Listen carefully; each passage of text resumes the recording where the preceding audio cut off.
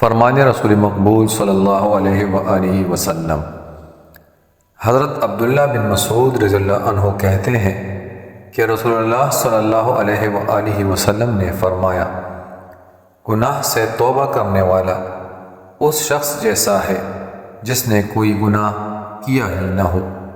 سنن ابن ماجہ کتاب الزہد۔ جوانی کی توبہ اللہ تعالیٰ کو بہت پسند ہے۔ علامہ رومی فرماتے ہیں کہ توبہ جوانی کی عمر میں کر لیجئے، بڑھاپے کی عمر میں توبہ کرنا کمال نہیں ہے۔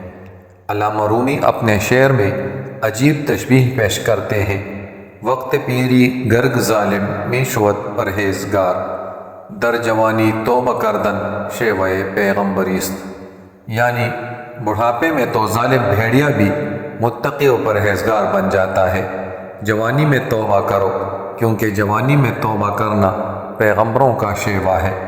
انسان سے گناہ ممکن ہے، گناہ کے داعی بھی پیدا ہوتے رہتے ہیں، لیکن ان گناہوں کے سامنے ڈٹ جانے اور اپنے رب سے معافی مانگنے والے کو حدیث میں بہترین مومن قرار دیا گیا ہے۔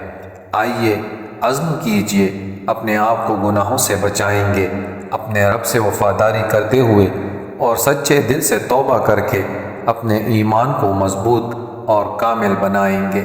اللہ تعالی ہم سب کا حامی و ناصر ہو، آمین۔